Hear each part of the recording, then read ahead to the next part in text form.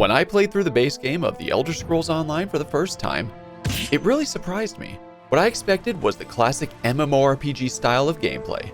Walk through the world, grab up quests, do the busy work, do dungeons, and raids. Classic MMO staples. But it was so much better than I expected it to be. The gameplay had its MMO aspects for sure. You have your dungeons, crafting and gathering, questing, and so on.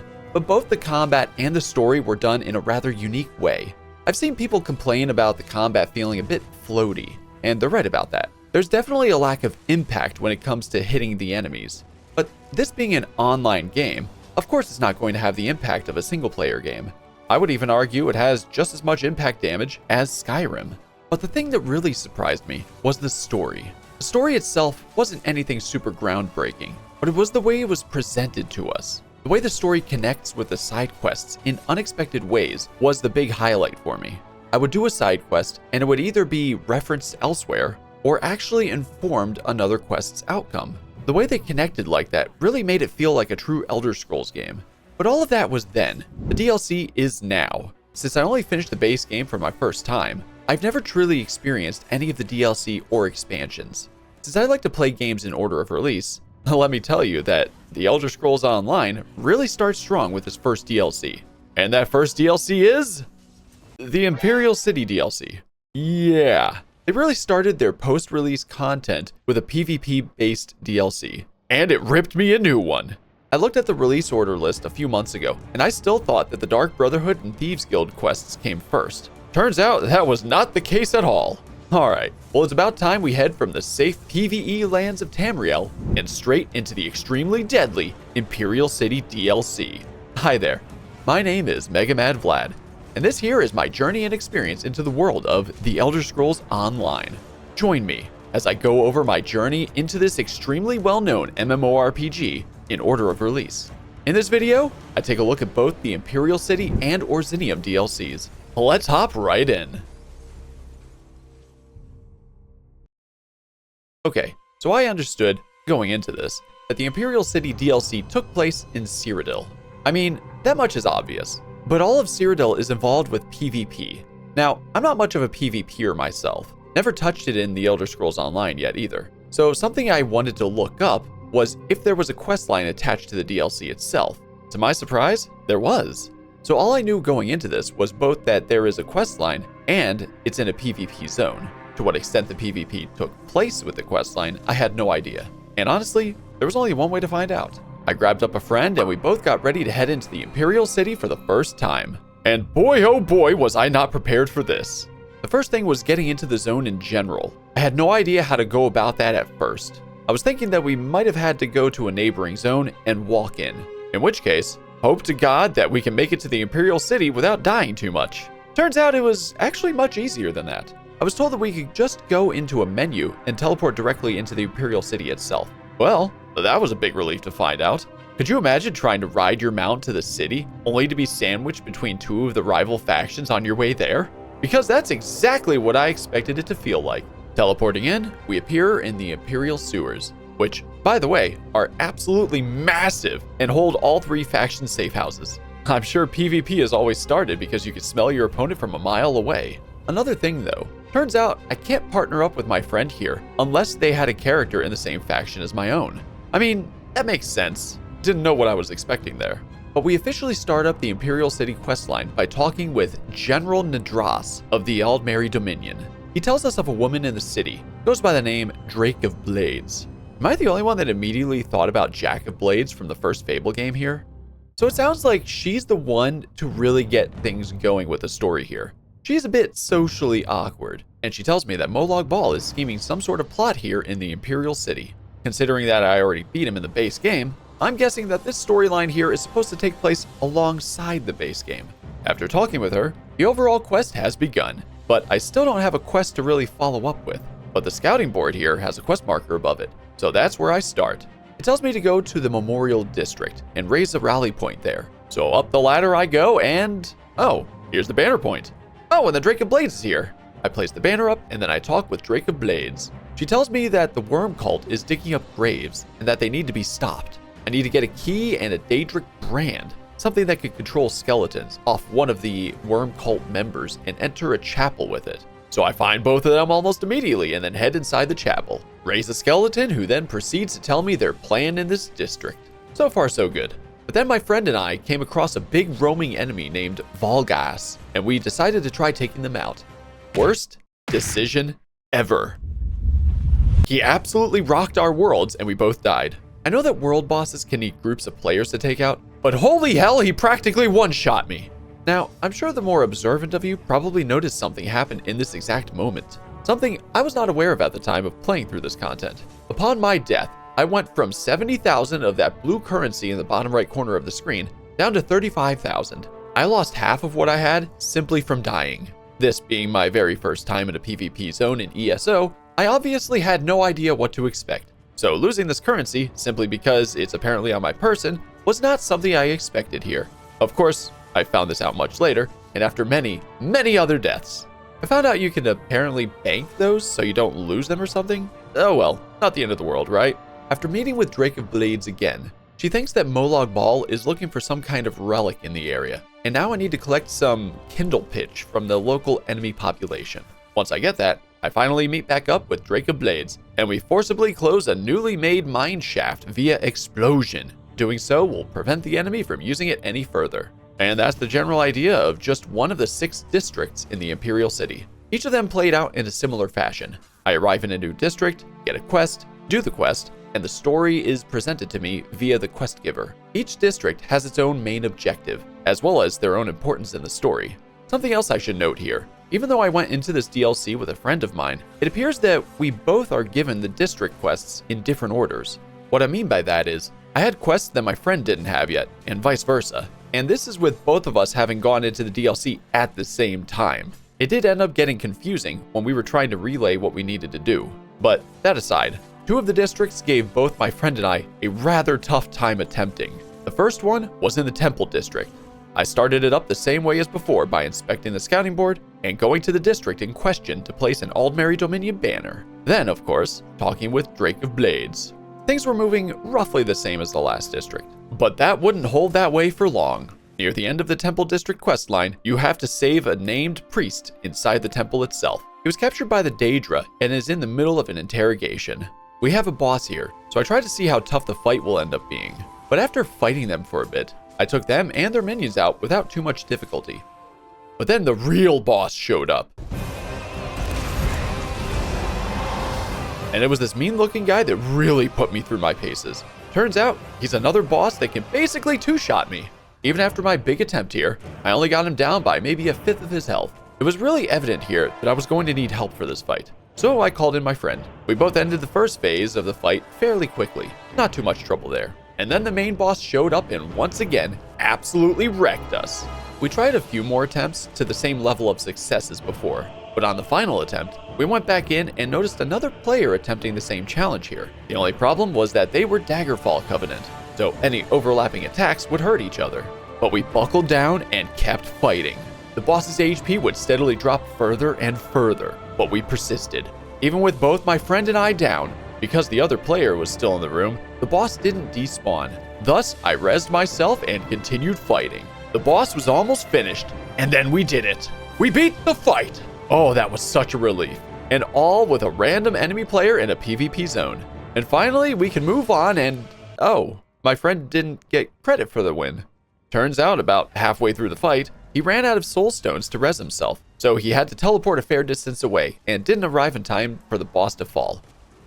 Oh god, we need to do it again. Alright, so this time I had to help him. And this time, we didn't have a random third player, but we understood the fight a bit better this time. So during this very next attempt, we both ended up taking him down by ourselves. Turns out that staggering your deaths and resurrections really helps with making sure the boss doesn't despawn. And I also knew how to dodge the boss's attacks after a while, but that felt good. But on to the second challenge. We eventually went to the arena district to do that quest line. We arrived in the arena itself and found out it was basically a boss gauntlet. The Snake Lady boss gave us the most trouble out of all 3 fights. My friend recommended I try using the winged Twilight skill so that I could heal him when his HP got too low. I figured, yeah sure, let's try it. We went back in again, and we were doing fairly well, until an enemy player happened to show up at the entrance and basically one-shot both of us during our attempt. They literally just walked into the entrance, killed us, and walked away. Yeah, the whole DLC was basically us running from other players while trying to do the quest line. But the main thing is that both of us buckled down and eventually completed all 6 of the districts. Once that was finished, we got to the end game of the DLC's story. So we have to find this place called the Dragonfire Cathedral. It holds something for the Dragonfires itself, and we need to protect it from Molag Bal, lest he destroy it. The idea that our new friends from the districts came up with is to basically make Drake of Blades immortal by forever tying her to the brazier, forever defending it. Geez, that's one way to really ruin any amount of social life you had. But considering how socially awkward Drake of Blades is, it made the most sense. We work on defending the brazier from the oncoming Daedra horde, and we even got really cool ballista that we could use. Though they did end up being basically useless, as the Daedra spawn in very, very slowly. It ended up being much easier to just fight them all normally. But eventually, we succeeded, and the ritual making Drake of Blades immortal works in a rather painful looking way. And oh boy, she's strong now! She tells us that she will keep her immortal vigil in protecting the brazier, and that we need to leave and forget her. Gosh, I sure hope she doesn't get bored too quickly. But with that, we finished the Imperial City DLC's story. It was very tough at times, and as expected, what with roaming bosses that needed multiple players to take down, and not to mention the ongoing PvP in the entire zone. It was not an easy task by any means, but I can continue moving forward with the other added content. Going into the Imperial City really did look like a straight up war zone. Enemies as far as the eye could see. I could only imagine what this place looked like when there was a lot more players running around fighting each other. Probably a lot more chaotic for one. Not to mention, trying to do this storyline with a friend is pretty hectic, mostly since it seems you each get the quests in a different order. Not exactly group friendly in that regard, but maybe that just added to the chaos of the story. By the way, I also hit level 50 in here. With it, I unlocked the champion point system. And oh, this is a rather interesting system they have going on here. It all looks like bonuses that you can give your characters simply by leveling up the system further and further. So, from what I understand here, if I didn't touch this system at all, I would end up being much weaker than another player who did utilize it. But with that out of the way, it was on to the next DLC, the newly rebuilt Orsinium. Alright, so because you can do any of the expansions in whatever order you want, ESO doesn't seem to show you where to go to start each one. Because of this, I had to look up how to start Orsinium just like I did with Imperial City. What I found out is there was apparently supposed to be an NPC that just runs up to me in a major city. And after running around Volkelgard for a while, I didn't see them once. Though, I did see that people were complaining about an orc running after them in cities years ago. So, maybe they got nerfed. I don't know. So instead, I just fast traveled directly into Hrothgar, where I find a dead NPC holding a letter addressed to me. Is this the NPC that was supposed to find me in the city? Is this literally my invitation to Orsinium lying on the ground right here? Did I just run around for 10 minutes for nothing? Well, anyway, we're finally in the Orsinium DLC. This place is very nice, with burning caravans, Orzamer ice sculptures, and even finding my new bestest friend, Chief Bosrog. Ah, yes, the king's invitation. And what a royal bag of snakes that is. Okay, so basically we show up and find out there's a conflict between the orcs and a group called the Winterborn, which just so happens to be one of the reasons we're actually here, at least according to my letter of invitation. Fortunately, the one who wrote the letter put down their name, Forge Mother Olga, and that they're in the city of Orsinium itself. Speaking of Orsinium, when I finally arrived in the city proper, I was absolutely blown away by how it was designed. The stone buildings look incredible, and it really makes it feel like a true fortress. It's not quite the hovels, tents, and huts that I've come to expect from the orcs, but I really love the design here. Eventually, I came across 2 key characters in the DLC, High Priestess Solgra, and even Forge Mother Olga herself, the one who wrote up my letter. You remember that burning caravan from earlier? It was attacked by the Winterborn, who stole the supplies it was carrying. Their leader, a man dubbed Iceheart, is apparently the last remaining warlord from the Winterborn. Olga here tells us that her son, the king himself, King Korog, is currently laying siege against Iceheart at his base of operation. She tells us that while he is the king here, not all the Orzamer clans stand behind him, which is one of the main things they're working on.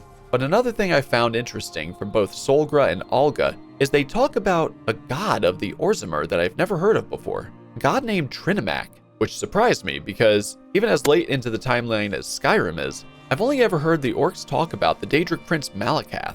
So I had two theories to work off of here. Either something happens here in this DLC that tarnishes Trinimac's name to the point they're never referenced again, or not all of the Orzammar clans are unified even by Skyrim's time. But enough of that. I wanted to go see what a king of the orcs even looked like. So let's go meet him and give him a hand. So, you're one of the outsiders my mother's been harping about. I'm Kurog, king of the Orzammar. Welcome to my war. Your timing's perfect. I'm just finishing this damn fine leg of chubloon. You hungry? I do enjoy a good meal before a fight. I like Kurog. After seeing two orcs get carried away by harpies, one of our tasks is to take them out. Clear that, take out a sentient tree, and eventually we come face to face with Iceheart himself. Everything we've done up to now has led to this moment. It's been an incredible journey, one filled with twists and turns, but now we can finally deal with this major antagonist that's been bothering us for 20 minutes. And he died in seconds. Kurog then takes Iceheart's sword and... Kurog? Where did you... Oh, there you are. Didn't know he was a magician. We head back to Orsinium after a job well done. Head into the throne room, and we see Kurog talk with a few of the clan chiefs that he's trying to get to back his claim to the throne. Oh, he just offed one of them. And nobody bats an eye? Oh, wow. Didn't know orc culture was so bloody. I mean, I knew they were violent, but holy hell. But honestly, this was a great introduction to the Orsinium storyline. From the moment I entered Hrothgar here, to the siege, and now seeing Orzammar politics at work. This has been quite an interesting way to present this story. Lots of action, political intrigue, sieging a fortress, and this is just the beginning. If the story kept this quality of writing throughout the entirety of its main quest, it would be fantastic. But with the start of Act 2, we find ourselves caught up in these political games. I meet Kurog in his favorite bar, and he tried to strong-arm me into being a pawn for him, praising us with one hand and ordering me with the other. But directly after that, the city's temple is under attack by Malakath devotees. Considering how Kurog just sent a chief to the Shadow Realm, his mother won't allow him to go fight these attackers. I, on the other hand, are sent in his place. Mom says it's my turn to deal with the uprising. A guard at the front door won't let us in, but he wants us to use the back door to sneak in and take out the leader of this group to save all the hostages. Actually, that's not a bad plan. But considering I'm still new to Orsinium, and there are stairs everywhere, I'm gonna let Evely here scare one of the baddies so bad that they help me find the door. Stop, you! Thief! Just like so. Considering just how confusing that path went, I'm sure glad I didn't have to go searching for this door for a half hour. But now, it's Sneaky Khajiit time. So, something funny is that I'm going through this DLC with a friend of mine. While I'm not being caught at all, I can see him just running around in front of all the guards. The good news here is that even though our quests are tied together here, him being caught doesn't affect my outcome. With that said, I took out the leader, got a key to a locked door, found the hostages, and all the enemies were suddenly gone. Job well done, I guess. But this is just another thing I like about ESO's quest design. It's not all fetch quests, considering it's an MMO. There are multiple outcomes, different types of objectives, and even if you have friends with you, the story isn't affected by their actions too much, which is a good thing for players that want to enjoy the story, versus the ones that just run around and attack anything on two legs. But with the hostages saved, as well as High Priestess Solgra herself, she tells us that there's something off about this situation. She claims that the attackers don't seem like crazed Malakath devotees, and that they claim that Chief Bosrog ordered this attack. Remember my bestest buddy from the beginning of the DLC? Yeah, he was in the room when Kurog tried helping another chief tie his shoes. But with that whole debacle finished up, King Kurog wanted to chat with me about getting 3 neutral chiefs to a moot he's setting up. All 3 chiefs are in different locations on the map and require help with different things before their chiefs will show up to this moot. After completing all 3 of them, I could say the toughest one had to be the Tumnosh clans, stonemasons that somehow ended up in Dwemer ruins underground. We found a guy named Naramo there. I think he's from the Daggerfall Covenant story, and a puzzle. This puzzle took me about 10 minutes to figure out. Basically, I had to line up the lights with the mirrors up top. Hitting the levers will move 2 different rings, and each ring has 1 mirror. It came down to attrition here, but eventually, I finished the puzzle, and Naramo got an artifact that can control the dwarven constructs, all in a day's work. But I did end up getting all 3 chiefs to agree to attend the moot. Things are moving steadily forward. I tell Korog the job is done, and then Evely shows up to tell me that High Priestess Solgra wanted to speak with me. But apparently, the king wasn't allowed to know about this. I smell a conspiracy. Solgra tells me that a clan chief was taken captive by a religious sect of Trinimac extremists. I understand that she also worships Trinimac, but extremists are never a good thing. This group is called the Vashrak. She doesn't want Korog to send an army, so we're given another stealth mission. With me being a Khajiit, you could say that stealth is my forte. Also, I really love stealth games. There's nothing more exciting to me than taking out a full base of enemies without anyone knowing I was... Well, that's one way to enter a stronghold. Turns out, the captive chief was my best buddy Bosrog. But another funny co-op moment. Remember when I said that other players don't really change the outcome of your quests? Well, they can affect the middle of the quest, such as when my friend turned off the spike trap, so it was off for me as well. I didn't have to hit the 3 switches that Bosrog alluded to. That can make things a bit more easy than I would like. But it was funny seeing how this was affected. Oh, Bosrog, pointing your blade at me, are you? Well, it just so happens I have a trained sniper fixed on your location. But with the quest finished, it really shows how little we know about this political landscape. We're told one thing and find out another. Clearly, there's someone working behind the scenes of this story. It involves a fanatical cult to Trinimac, blaming Bosrog for the attack of the temple, and we're still a pawn to everyone here. Now, I had my suspicions as to who this mysterious enemy was. My theory followed Forge Mother Olga as being the one behind everything. It was a hunch based on little more than what she knows. But without getting further into the story, I had no way of truly knowing just yet. So, after arriving back in Orsinium, Korog's shield wife Razbella tells us that he's in a bad mood and wants to talk to me. And I can see why he's in a bad mood. Evely was caught sneaking Bosrog into the city, the very person that Korog sees as an enemy. But with that, I step outside and get a letter from a stranger, no doubt from Evely. I find out where she's hiding out and whoa, there's a whole meeting going on between a lot of different people. It turns out everyone here is trying to find out what the Vashrak are up to and believe them to be behind everything going on. Evely is mad that we blindly helped Chief Bosrog to escape, and that's completely understandable. Solgra did hide that very specific information from us. But anyway, we have a new quest, trying to infiltrate the Vashrak and find out what they're up to. Now that we've arrived at the supposed base of the Vashrak, the first order of business is getting disguises. Ah, perfect. Nobody will suspect a thing. Wait a moment. Your amulet's cracked. You weren't supposed to break it, you know. Oh, of course my illusion amulet is broken.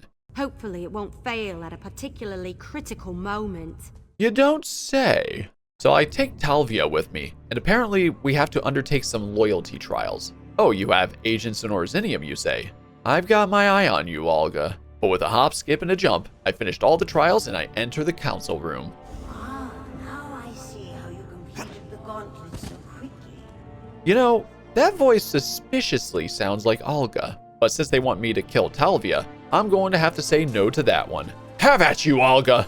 With that fight out of the way, I find a note that tells us that there are agents in the city, just like that one guy told us earlier. But the moot is being targeted by the Vashrak, likely to take out the other chiefs. But I actually catch myself wondering, is Korog in on this at all? Or is it just his mother trying to make sure that he's the leader of the orcs, no matter the cost? With the moot being so soon, I'm sure we'll have our answers very soon. Evely even found out that my best buddy Bosrog wasn't actually behind the attack on the temple at all. However, the last bit of information on that paper suggests that they may have found the rest of the group in Orsinium. I head back to see what happens next. On my arrival, I immediately find out that the Orsinium soldiers barged into the inn where everyone was meeting at. The Vashrak sure do work fast.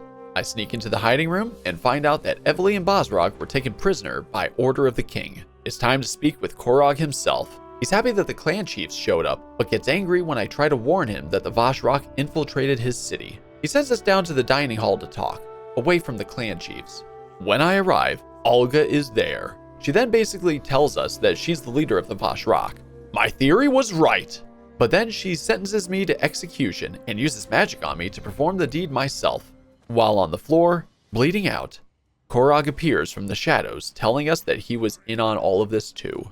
Now, I saw betrayal coming a mile away, but I was really hoping it was only Olga, because I actually really like Korog. I was hoping it was just the mother and Korog being oblivious as to why everything was going his way. But alas, He's now someone I need to take down.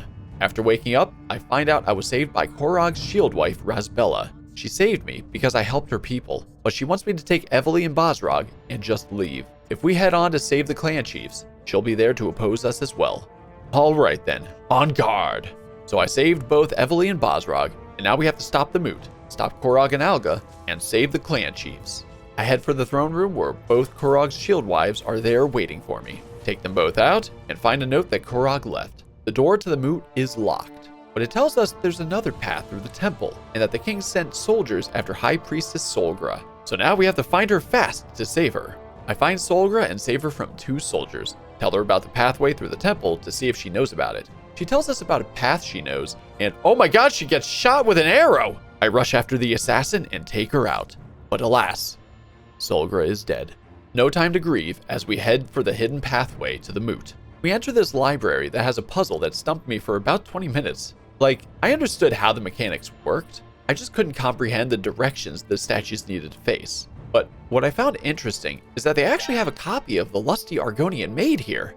No, that's actually not surprising. What did surprise me though, is on the Who Knows section of the library. It appears I got a letter from Darian. He's the guy that supposedly died during the battles with Molag Bal. He's alive! Okay, I'm really hoping this story thread gets tugged on soon. It's not in Orsinium, I'll tell you that much. But this is really great stuff here. Alright, so I unlock the hidden pathway, make my way through with Evely and Bosrog, all while we can hear Korog talking to the chiefs. We're close. Bosrog lifts up the gate to let us pass, and it's an all-out battle between Korog's soldiers and the remaining clan chiefs. We win the battle, let the clan chiefs leave, and take on Korog and Alga solo. The fight actually took me quite a while to get through, as Korog had a few stages to him. The battlefield changed to add a ring of fire to the confrontation, but in the end, I was victorious. I'm so sorry, Korog, but you did a bad. With all that said and done, Bosrog wants to hold a funeral for the now late King Korog, to help people remember him for who he used to be, not what he became.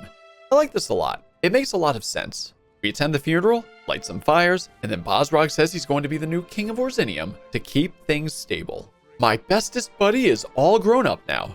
But while there is a new king in town, Korog still got what he wanted in the end. The clans uniting to make the Orzammar just as strong and recognized as the other races of Tamriel. Not quite in the way he was envisioning, but the results speak for themselves. Rest well, Korog. And with that said, that's both my journey and experience into the Imperial City and Orsinium DLCs. Granted, there are a few side things that I could still do, like the museum in Orsinium, but that'll be on my own time. Overall, I really enjoyed the start of the post-based game content of ESO. What the Imperial City lacked in story cohesion, it made up for in general chaos. Going from district to district, never knowing if it was just NPCs walking about, or if an enemy player was lurking around the corner. It absolutely added to the randomness you could expect in a PvP setting. But Orsinium, oh boy, Orsinium. I really enjoyed that one. But the funny thing is, while playing through it, it felt like a run-of-the-mill storyline to me. It wasn't until I started going through the footage I captured that I really ended up seeing just how much I liked the writing. What I mean is, I feel like the long stretches of travel, and the fact that I was playing with a friend throughout it, just kind of stretched out each story beat. Whereas, when I was watching the footage back for this script, I could see all the story beats at a much faster pace. It felt stronger to me on the playback. Honestly, an interesting feeling. Sort of like watching a movie for the second time. You really start to notice background details, and piece together information that went over your head on the first viewing. I really enjoyed my time in this, but now I get to look forward to what comes next. And from the looks of things, is the Thieves Guild and Dark Brotherhood quest lines. And then following that will be my first foray into an Elder Scrolls Online expansion, starting with its first, Morrowind. Oh boy, I can't wait. Thank you all so much for watching. I hope you liked the video, and I hope you all enjoy the rest of your day. Adios.